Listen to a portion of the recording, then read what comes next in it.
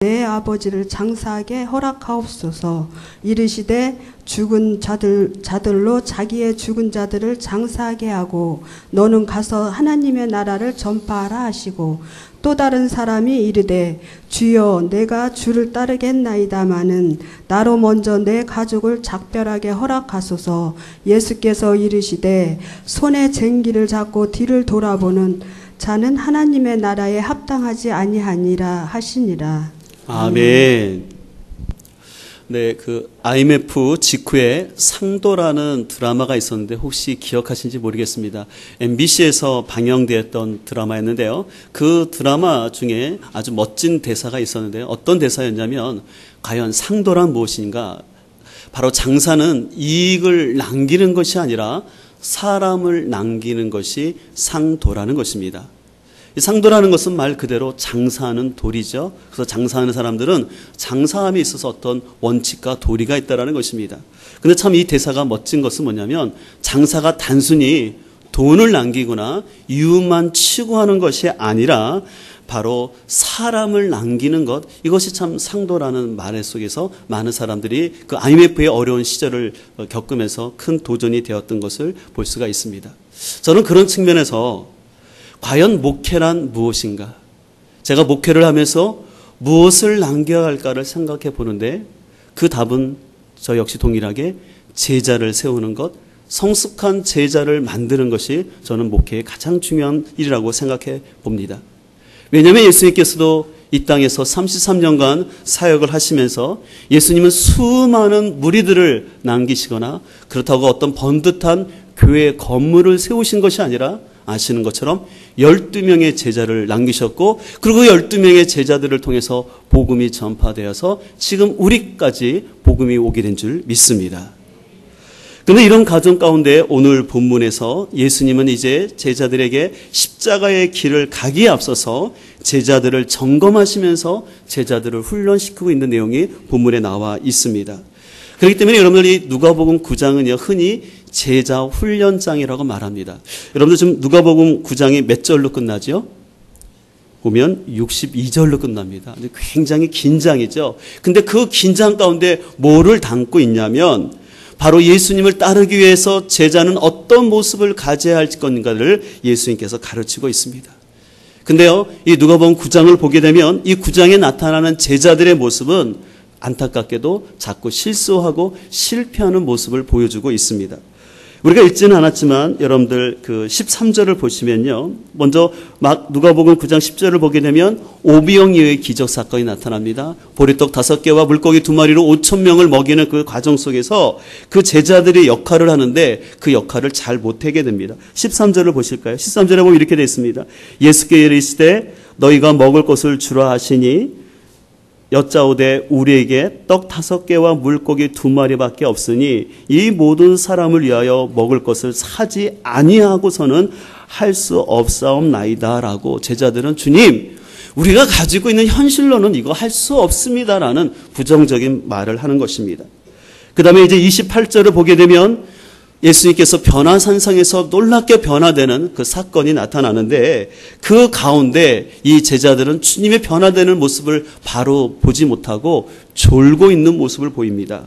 32절에 보면 이렇게 되어 있습니다.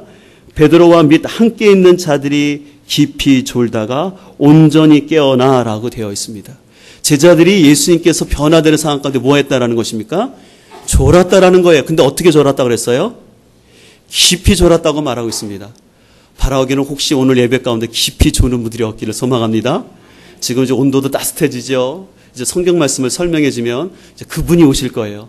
그러면 그분이 오시면 허벅지를 꼭 꽂으시면서 말씀에 집중할 수 있기를 소망합니다. 또 이제 37절 이후를 보게 되면 귀신 들린 아이를 치유하는 사건이 나타나는데, 여기서도 제자들은 그 아이를 고치지 못하고 아주 쩔쩔매는 모습을 보입니다. 그래서 그 40절을 보게 되면 이렇게 되어 있습니다. 당신의 제자들에게 내쫓아 주기를 구하였으나 그들이 어떻게 했다고요? 능히 못하더이다. 제자들은 이 귀신 들린 아이를 고쳐주지 못해서 쩔쩔매고 있었어요. 그랬을 때 예수님께서 하도 답답한 마음이 들어서 41절에서 이렇게 말씀하십니다. 우리 41절을 같이 읽겠습니다. 시작. 예수께서 대답하여 이르시되 믿음이 없고 패역한 세대여 내가 얼마나 너희와 함께 있으며 너희에게 참으리요 내 아들을 이리로 데리고 오라 하시니. 오늘 예수님께서는 예수님의 평소와는 다른 모습으로 작심하시고 제자들을 향해서 야단을 치릅니다. 믿음이 없고 패역한 세대요. 내가 얼마나 너희와 함께 있어야 되겠느냐. 내가 그동안 3년 동안 너희들에게 가르쳐주고 보여주었고 내가 귀신을 쫓아내는 이런 능력을 너희에게 주었음에도 불구하고 너희들 왜 이 하나 문제 해결하지 못하고 이렇게 짤짤매고 있느냐라고 예수님은 제자들을 향해서 말씀하는 것입니다. 이런 가운데서 오늘 우리가 읽은 본문의 말씀은 이 제자들을 향한 중간고사와 같은 모습입니다.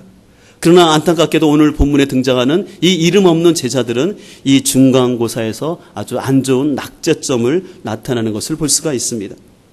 오늘 이 본문의 이야기들은요, 이 제자들이 주님을 따르면서 그들이 실패하는 모습을 통해서 이 말씀을 읽는 원독자들에게, 오늘 우리들에게 제자들이 어떤 부분에서 실패했고 그들이 어떻게 잘못된 대답을 했는지를 통해서 우리로 하여금 바른 제자가 되기 위해서 어떻게 주님을 따라야 할지에 대한 모의고사와 같은 역할을 하는 것입니다.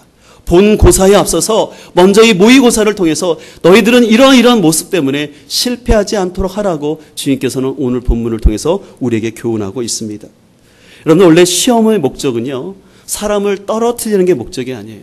또 시험을 통해서 누가 1등이고 누가 꼴찌인지를 만드는 것이 아닙니다. 진정한 시험의 목적은요, 그 사람이 무엇을 알고 있고 무엇이 모른지를 통해서 바로 깨닫도록 하는 것이 시험이죠. 그러면 오늘 본문에 나오는 이 예수님께서 제자들 향한 이 시험은 그들을 단순히 면박 주기 위해서, 그들을 책망하기 위해서가 아니라 그 제자들의 모습을 통해서 오늘 우리 역시도 내가 혹시 어떤 영적인 시험 문제에서 오답을 쓰고 있는지, 자꾸 실패하고 있는지를 우리로 하여금 돌아보게 하는 것입니다. 바로 얻기는 오늘 이 본문의 말씀을 통해서 오늘 주님께서 원하시는 신실한 제자들이 될 수 있기를 간절히 소망합니다. 먼저 오늘 57절을 보게 되면 첫 번째 시험 문제가 등장하는데, 오늘 57절에 나오는 첫 번째 시험 문제는 바로 보상에 대한 테스트입니다. 오늘 본문 57절을 같이 한번 읽겠습니다. 시작. 길 가실 때 어떤 사람이 여짜오되 어디로 가시든지 나는 따르리이다. 오늘 보니까 어떤 제자가 아주 자신 있게 말합니다. 주님이 어디를 가시든지 나는 주님을 따르겠습니다라고 아주 당찬 모습, 자신 있는 모습을 보였습니다. 그런데 예수님은 이 제자에게 대답을 하시는데 이 제자를 칭찬하는 것이 아니라 좀 생뚱맞은 대답을 하십니다. 뭐라고 말씀을 58절을 보면 예수께서 이르시되 여도 굴이 있고 공중에 새도 집이 있을 때 인자는 머리 둘 곳이 없도다 하시고, 인자는 예수님이죠. 예수님께서는 이렇게 말씀하시는 것입니다. 네가 나를 따라온다고 했느냐? 잘했다. 그런데 나는 머리 둘 곳도 없고 내 보금자리도 없다. 그렇기 때문에 내가 너에게 해줄 것이 없다라는 것입니다. 네가 나를 쫓는다 할지라도 내가 너에게 어떤 보상을 주거나 어떤 것을 대가를 줄 만한 것이 없다라고 예수님은 말씀하는 것이었습니다. 마태복음 8장을 보면 이 사람이 어떤 사람인지가 나와 있는데 서기관이라고 말하고 있습니다. 서기관으로 말하면 당시에 명예와 돈이 있는 고위 엘리트 공무원입니다. 고위 엘리트 공무원이었고 명예도 있는 사람이 예수님을 따른다고 했을 때 그 사람 마음속에는 내가 이 정도의 레벨과 이 정도의 경제적인 수준까지 포기하고 예수님 따르면 예수님이 그래도 거기에 걸맞는 뭔가 보상을 해줄 줄 기대했습니다. 근데 예수님 말씀하십니다. 나는 머리 둘 것도 없기 때문에 네가 기대하는 그거 줄 수 없다라고 말씀하는 것이었습니다. 이 제자는 어떻게 했을까요? 우리가 문맥을 보게 되면 그 예수님의 말에 실망하여서 돌아간 것을 보게 됩니다.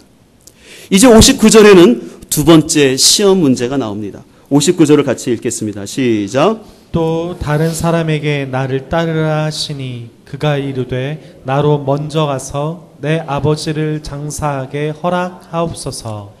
예수님께서 이번에 어떤 제자에게 나를 따르라고 말합니다. 그러자 그 사람이 네, 제가 주님을 따르겠습니다. 그러나 지금 아버지 장례가 났기 때문에 아버지 장례를 치르고 오겠습니다라고 얘기를 했습니다. 근데 이 말을 들은 예수님께서는 또 전혀 생각지도 못했던, 특별히 우리나라 문화에서는 이해할 수 없는 대답을 하시는 것입니다. 60절을 같이 보실까요? 60절 이렇게 말하고 있습니다. 이르시되 죽은 자들로 자기의 죽은 자들을 장사하게 하고 너는 가서 하나님의 나라를 전파라 하시고. 저는 저 같았으면 이런 말 못했을 것 같아요. 장사 났습니까? 그러면 장례가 중요하죠. 일생에 있어서 이 장례를 잘 치르는 것, 경사는 못 가더라도 이 예산은 잘 치러야 하기 때문에 아버님 장례를 잘 치르십시오. 그리고 급히 올려가지 마시고 어머님이 혼자 계시다면 그 어머님 돌봐드리고 또 모든 것을 잘 마무리하고 저를 쫓으십시오라고 그렇게 말했을 것 같아요. 근데 오늘 본문에서 예수님께서는 전혀 그런 대답이 아니라 아주 단호하게 말씀하시는 것입니다. 근데 여기서 조심할 것은, 간혹 성경 말씀을 잘 모르는 사람은, 예수님을 믿는 사람은 부모님께 효도를 하지 않아도 되고 가족을 잘 돌봐지 않아도 된다고 생각하는데, 그것은 너무나 성경을 잘못 해석하는 것입니다. 오늘 예수님께서 이 말씀을 하신 이유는 두 가지 측면에서 해석이 가능한데, 첫 번째 해석은 이런 것입니다. 여러분, 당시에 유대 사회의 장례 문화를 알아야 되는데요. 우리는 3일장을 하지 않습니까? 근데 유대인들은 하루 만에 장례를 다 끝나게 돼 있어요. 장례는 하루 만에 치러서 이제 그 시신을 동굴 같은 데다가 모아두는데, 이제 1년이 지난 다음에 그 뼈를 다 모으게 됩니다. 그러면 그 뼈를 다 모으게 될 때 이제 장례가 맞춰지게 되는 것입니다. 그렇기 때문에 오늘 본문에서 말하는 이 제자는 내가 1년 동안은 내가 주님을 따를 수 없습니다라는 말이에요. 근데 결국은 뭐냐면 1년 동안 주님을 따를 수 없다라는 것은 내가 주님 안 따르겠습니다라는 그런 의미가 있다는 것입니다. 또 한 가지는 이렇게 해석하는 것입니다. 지금 아버지의 장례를 치르겠다는 말은 뭐냐면 실제로 아버지의 장례가 발생한 것이 아니라 당시 사람들은요, 어떤 요청이 들어오게 되면 그것을 거절할 때 쓰는 표현이 이 아버지 장례가 났다라는 것입니다. 우리가 쉽게 이해할 수 있죠. 우리도 남편들이 아내를 속이기 위해서 하는 말이 있죠. 뭐라고 합니까? 친구 아버님이 돌아가셨어. 상 나셨어. 그런 모든 것이 용서가 되는 것입니다. 내가 다른 사람과 약속을 해놨어요. 근데 그렇게 합니다. 우리 부모님이 상 났어. 그런 모든 것이 용서되는 것입니다. 그렇기 때문에 오늘 본문에서 말하는 것은 실제로 장례가 일어난 것이 아니라 그 당시 사람들이 어떤 거절을 할 때 쓰는 표현이라는 것이죠. 그렇기 때문에 오늘 본문에서 말씀하시는 예수님의 대답은 인륜을 저버린 거나 부모님께 효도하지 말라는 것이 아니라 너희들 가운데 상투적인 핑계를 대면서 이러한 저러한 일이 있기 때문에 주님을 따를 수 없다라면 그 사람은 주님이 원하시는 제자가 될 수 없다라는 것입니다. 이제 끝으로 세 번째 시험 문제가 61절에 나옵니다. 61절을 같이 읽겠습니다. 시작. 또 다른 사람이 이르되 주여 내가 주를 따르겠나이다마는 나로 먼저 내 가족을 작별하게 허락하소서. 여기 한 사람은 말합니다. 네, 제가 주님 따르겠습니다. 근데요, 제가 우리 가족들에게 작별 인사도 하고요, 제가 정리할 거 정리한 다음에 따르겠습니다라는 아주 극히 자연스러운 대답을 했습니다. 그러나 이 사람의 대답에 대해서도 역시 예수님은 아주 더 단호하게 말씀을 하십니다. 62절에 보면 예수님께서 이렇게 말씀하십니다. 손에 쟁기를 잡고 뒤를 돌아보는 자는 하나님의 나라에 합당하지 아니하리라 라고 말씀하고 있습니다. 여기서 손에 쟁기를 잡고 뒤를 본다라는 사람은 어떤 의미냐면, 여러분들 쟁기를 잡는 사람은 지금 뭐 하려고 하는 사람이에요? 밭을 가는 사람이죠. 그럼 밭을 가는 사람은 앞에를 바라봐야지만 고랑을 똑바로 만들 수 있습니다. 근데 만약에 이 사람이 뒤를 돌아보고 쟁기를 간다고 생각하십시오. 그럼 고랑이 어떻게 만들어질까요? 삐뚤빼뚤 만들어지겠죠. 그럼 삐뚤빼뚤 만들어지면 곡식을 심기도 어렵고 나중에 파종할 때도 수수할 때도 굉장히 불편할 수밖에 없어서 좋은 열매를 맺을 수 없게 됩니다.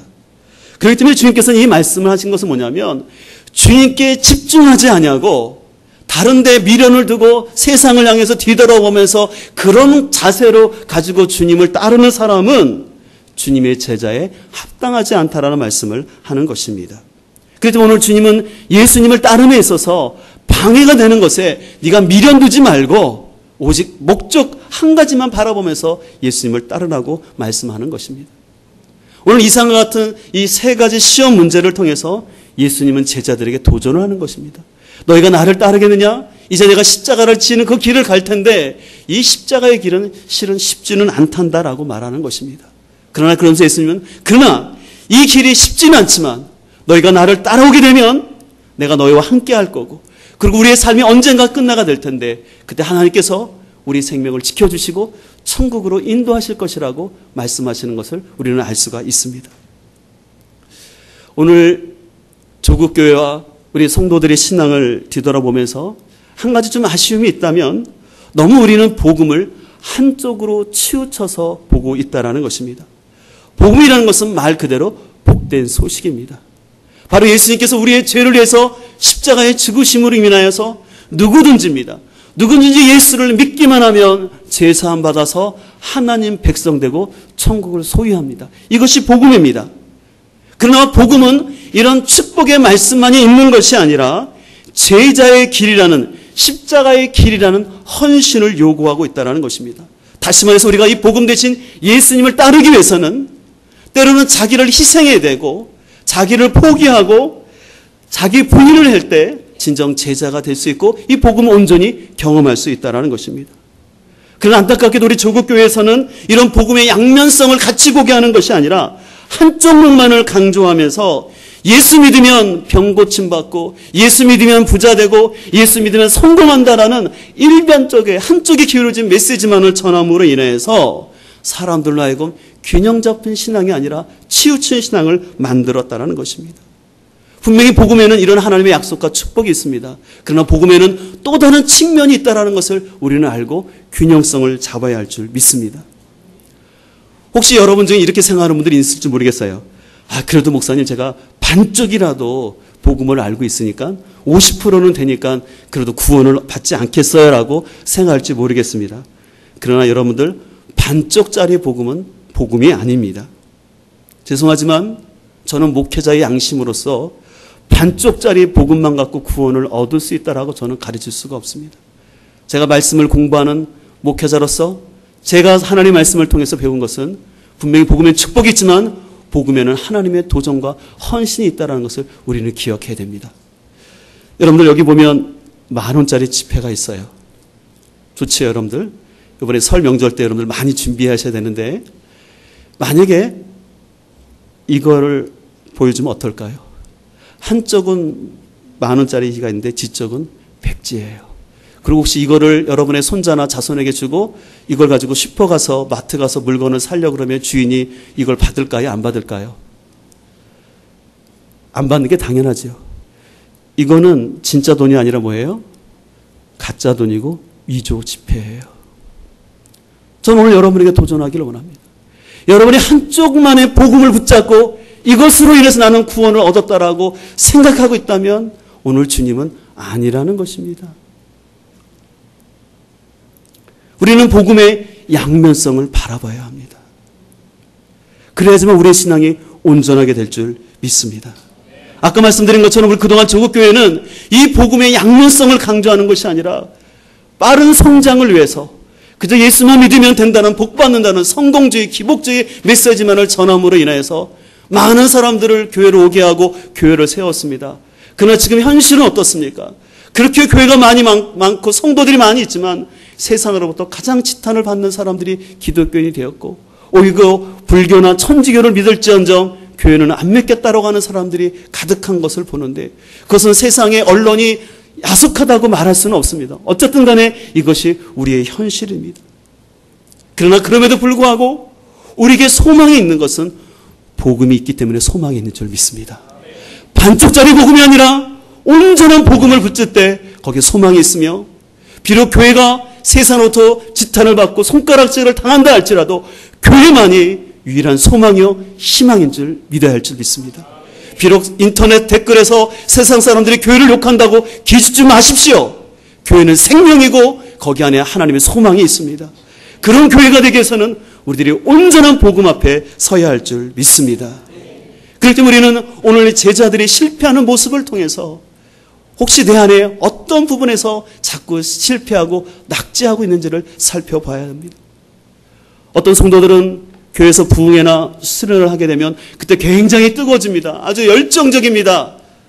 그러나 좀 지나면서 어떤 헌신이나 대가지불이라는 문제가 나왔을 때는 좀 자기 신앙이 양보하는 것을 볼 수가 있습니다. 또 어떤 사람들은 사업을 해야 하기 때문에 또 알바를 해야 하기 때문에 또 공부를 해야 하는 것 때문에 자녀를 육아하는 것 때문에 또 가족을 돌봐야 하기 때문에 내가 시간이 되면 어느 정도 자리를 잡고 나면 문제가 해결되면 주님을 따르겠다라고 말합니다. 또 어떤 사람은 주님을 열심히 섬깁니다. 그리고 굉장히 분주하게 다닙니다. 근데 문제는 밖에 세상도 열심히 일하고 교회도 열심히 일하는 것 같은데 분주한데 열매는 없는 거예요. 열심히 하는데 막상 남겨놓은 열매가 없는 것입니다. 여러분이 여러분의 신앙을 한번 이 시간 정직하게 체크를 해보시고 여러분의 신앙에서 자꾸 오답이 어디서 나타나고 있는지, 어떤 문제를 틀리고 있는지, 아니면 나는 어떤 문제에 자꾸 문제가 막혀서 더 이상 진도를 나가지 못하고 있는지 우리는 오늘 말씀을 통해서 우리를 살펴보기를 원합니다. 저는 이러한 우리의 현실을 바라보면서 주님이 원하시는 참으로 소망이 있는 제자됨을 위해서 아까 광고에 말씀드린 것처럼 40일 말씀 양육을 3월 2일부터 진행하고자 합니다. 이번에 실시하는 40일 말씀 양육은 단순한 어떤 성경 공부나 프로그램이 아닙니다. 진정으로 살아계신 하나님의 말씀을 통해서 복음을 통해서 우리를 다시 한번 살펴보는 것입니다. 반쪽짜리 복음이나 치우친 복음이나 어떤 구절에서만 나오는 그 말씀이 아니라 하나님께서 우리에게 뭐라고 말씀하시는지 성경에서 말하는 복음이 무엇인지를 다시 한번 잘 살펴보고 그 말씀 앞에 우리가 바로 반응하며 나갈 때 지금도 살아계신 하나님은 성령님을 통해서 우리를 새롭게 할 줄 믿습니다. 그래서 여러분들이 40일 양육을 통해서 말씀에 집중하고 기도하고 나가면 하나님께서 여러분 가운데 살아계신 하나님의 능력을 나타낼 줄 믿습니다. 하나님은 죽어 계신 하나님이 아니라 살아계신 하나님이요, 선교지에서만 역사하시는 하나님이 아니라 오늘 우리의 삶 가운데도 역사하는 하나님인 줄 믿습니다. 그래서 우리에게 필요한 것은 하나님의 말씀으로 듣고 그 말씀 가운데 기도하며 나갈 때 성령님께서 우리 가운데 함께할 줄 믿습니다. 혹시 여러분 중에 이렇게 생각하는 분들이 있을 것 같아요. 아, 목사님, 저도 이 40일 양육이 참 좋을 것 같고 들으면 좋을 것 같은데 목사님 저 아시잖아요. 제가 직장 생활도 해야 되고 이제 애들도 키워야 되고 너무 바빠요라고 말할 수도 있어요. 공감합니다. 세상에 어떤 사람이 한가한 사람이 어디 있습니까? 요즘은 너무 어려워서 투잡을 띄워도 쉽지 않은 게 요즘 세상인 것을 잘 알 수 있습니다. 그러나 오늘 본문에 나오는 어떤 제자들처럼 아버지 장례가 났기 때문에 그런 핑계를 대서는 하나님 나라에 합당한 제자가 될 수 없다라는 것입니다. 비록 나의 환경과 지금 현실은 어렵지만 오직 복음만이, 하나님 말씀만이 나의 소망이라는 사실을 기억하고 내가 어렵지만 한번 참여하겠습니다. 내가 환경은 어렵지만 내가 한번 이 40일 양육에 집중함으로 인해서 하나님 만나고 변화되길 원합니다라고 결단하는 사람에게 하나님께서 함께 해주시고 환경도 열어주시고 역사할 줄 믿습니다. 혹시 여러분 중에 목사님 저는 새 가족이니까 괜찮겠죠? 저 목사님 바쁜 거 아시니까 저는 이해하시겠죠? 라고 생각한다면 그것은 사단의 음성입니다. 저는 여러분들이 이 하나님의 도전의 메시지를 잘 받아들일 수 있기를 간절히 소망합니다. 그러므로 인해서 우리가 이 말씀 앞에 한번 머물므로 인해서 말씀을 통해서 하나님 만날 수 있기를 간절히 소망합니다. 내가 경험적으로 알고 있고 내 전통으로 알고 있는 하나님이 아니라 이 성경 66권에서 말씀하시는 하나님이 어떤 하나님인지를 우리가 바로 깨닫고 살아계신 하나님을 뜨겁게 성령 하나님을 체험할 수 있기를 간절히 소망합니다. 혹시 여러분들 이 말씀을 이렇게 들음에도 불구하고 나중에 하겠다, 기회가 또 오겠지라고 우물쭈물 하다가는 우리가 세월호 사건을 보면서 느꼈던 것처럼 영적인 골든타임을 놓칠 수 있습니다. 기회가 날마다 있는 것이 아닙니다. 하나님께서 그 기회를 주실 때 그 골든타임을 놓치지 말고 구원의 자리로, 이 축복의 잔으로, 은혜의 자리로 나올 수 있는 우리 모두가 되길 간절히 소망합니다. 저는 제 인생을 이렇게 뒤돌아보면서 가장 아쉬운 시험이 하나가 있었어요. 제가 그 시험을 잘 치렀으면 어떻게 됐을까 생각하는데요. 그 시험은 제가 고등학교 3학년 2학기 때 치렀던 시험이었습니다. 저는 실업계를 다녔기 때문에 그때 그 전공이 전공 과목이었는데 12학점이었어요. 그리고 수학이나 영어는 3학점짜리였어요. 그래서 수학이나 영어를 잘 못 보더라도 이 12학점을 잘 받으면 내신이 확 올라가겠죠. 그래서 저는 이제 대학을 준비를 하고 있었기 때문에 취업을 안 나가고 시험 준비를 하면서 마지막 기말고사를 볼 때 안타깝게 제가 89점이 나온 거였어요. 90점이 나왔으면 확실한 1등급이 되는 것이었어요. 근데 89점을 맞은 거예요. 얼마나 마음이 속상하든지요. 그래서 제가 그런 생각도 들었다니까요. 학교 담임 선생님께 찾아가서 선생님 저 대학 진학해야 되니까 저 내신 1등급 나와야 되니까 그거 한 문제만 좀 더 어떻게 안 되겠어요? 저 실수 점수를 좀 높여주면 안 되겠어요? 하고 싶은 마음이 들 정도였어요. 그러나 그렇게 하지는 않았어요. 그래서 저는 그 생각을 해봅니다. 그때 한 문제만 더 맞았으면 제 대학교 졸업장이 달라졌을 텐데 그런 생각을 해보기도 합니다. 근데 지금 지나고 보면은 1등급이 중요한 게 아니고 어느 대학을 나와가 중요한 것이 아니라 지금 현재 내가 영적인 시험에서 통과하고 있느냐 이것이 중요한 줄 믿습니다. 저는 바라옵기는 오늘 우리가 이 주님이 베풀어 내시는 이 시험 문제를 우리가 잘 이해하고 그 시험을 잘 통과할 수 있기를 간절히 소망합니다. 오늘 본문에 나오는 이 이름 없는 제자들은 이 중간고사에 어떻게 보면 낙제를 했죠. 패스를 못했어요. 그래서 이 제자들은 1차에서 쭉 탈락을 하게 됩니다. 그렇다면 이 얘기를 듣고 있었던 12명의 제자들 어떻을까요? 그들에게도 중간고사가 아니라 그들에게도 어떻게 보면 영적인 기말고사가 있었어요. 저는 그 기말고사가 뭐였냐면 예수님이 십자가를 지시는 십자가 사건이라고 생각합니다. 근데 여러분들 아시는 것처럼 예수님의 제자들은 예수님이 십자가 지시는 사건 앞에서 어떻게 했습니까? 다 실패하고 넘어졌어요. 이 제자들은 어떻게 보면 예수님의 열두 제자들은요. 중간고사에서도 낙제했을 뿐만 아니라 기말고사에서는 아예 낙제가 아니라 아예 죽을 써버렸어요. 우리가 그러지 않습니까? 중간고사를 못 보면 어디에 희망을 덜어요? 기말고사 잘 봐서 성적을 올리면 되는데 오늘 실은 예수님의 열두 제자들은 중간고사도 망쳤는데 기말고사에서도 완전히 F학점을 맞아버렸습니다. 그러나 그럼에도 불구하고 소망이 있는 것은 오늘 예수님께서는 십자가에 죽으시고 부활하신 다음에 그 낙심하고 있는 제자들을 향하여서 너희들 왜 이렇게 이게 시험을 못 봤니? 너희들 이게 성적이니? 라고 야단치신 것이 아니라 그들을 다시 한번 권면하시고 부활하신 주님의 모습을 보여주시면서 내가 너에게 또 다른 성령 보혜사를 보내줄 테니까 그 성령님 오실 때까지 떠나지 말고 기도하고 있어라. 그리고 오직 성령이 오시면 너희가 내 증인이 되어서 예루살렘과 유대와 사마리아 땅끝까지 이르러서 너희가 내 증인이 될 것이라는 마지막 기회를 주셨습니다. 그래서 제자들은 어떻게 보면 창피하고 부끄러웠을 것 같아요. 특별히 베드로의 입장에서도 호언장담하면서 다 버릴지라도 나는 주님을 위해서 목숨 버리겠습니다 했던 베드로 아시는 것처럼 3번씩이나 주님을 부인하는 부끄러운 모습을 보였습니다. 그런데 베드로는 자신의 연약하고 부끄러운 모습에만 머물러 있는 것이 아니라 다시 찾아오신 그 주님 앞에 마음을 열고 그 제자들이 오순절이 임하기 전까지 그들이 50일 동안 같이 마가의 다락방에서 기도하고 있었을 때 오순절과 성령의 임하심으로 말미암아 그들은 초대교회가 세워지고 초대교회의 귀한 리더들이 되게 된 줄 믿습니다. 우리도 참 연약함이 있습니다. 부족함이 있습니다. 그러나 우리들이 변화될 수 있는 것은 말씀과 성령의 능력인 줄 믿습니다. 그럼 우리는 말씀과 이 성령의 능력으로 무장된 사람이 되어야 할 줄 믿습니다.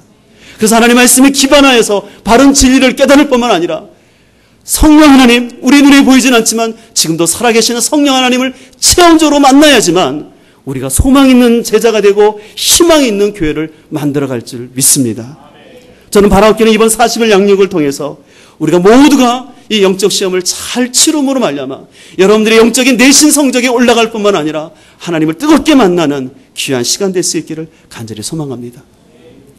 제가 설교를 시작하면서 서두에 상도란 장사의 목적은 단순히 돈을 이윤을 추구하는 것이 아니라 사람을 남겨놓은 거라고 말했는데 저는 제 목회 가운데 우리 교회 가운데 사람이 남겨지길 간절히 소망합니다. 지금 우리 교회에서 건축을 위해서 준비하고 있지만 기도하고 있지만 여러분 결코 오해하지 마세요. 저는 결코 번듯한 교회 건물을 지어놓고 사람들에게 자랑하거나 우리 교회를 높이려는 그런 마음 추호도 없습니다. 저는 누구보다도 한국교회 실정을 잘 알고 있고 또한 종교개혁지나 또 교회사를 봤을 때 지금 유럽의 교회가 어떻게 쇠퇴하고 있는지를 너무나 잘 알고 있기 때문에 사람이 없이 건물만 세워놨다가는 그거 빚더미에 앉아서 오히려 더 쇠퇴하는 것을 저는 잘 알고 있습니다. 우리는 건물을 자랑하지 말고 진정 주님의 제자가 되어야 할 줄 믿습니다. 우리는 이거 건축을 하지만 그 건축은 다음 세대를 위한 교육 공간으로서 최소한의 시설만 할 수 있는 공간이 되길 소망합니다. 그래서 우리는 건물에 집중하는 교회가 아니라 참된 제자를 세우는 데 집중하는 교회가 되길 간절히 소망합니다. 우리가 그렇게 하고 나갈 때 주님이 함께 할 줄 믿습니다. 우리는 부족하지만 성령 하나님께서 분명히 역사할 줄 믿습니다. 우리 다 같이 기대하는 마음으로 가지고 이 40일 말씀 양육에 참여하여서 하나님의 살아계신 능력, 내 생각을 초월하시고 역사하시는 그 하나님 만날 수 있는 우리 모두가 되기를 간절히 소망합니다.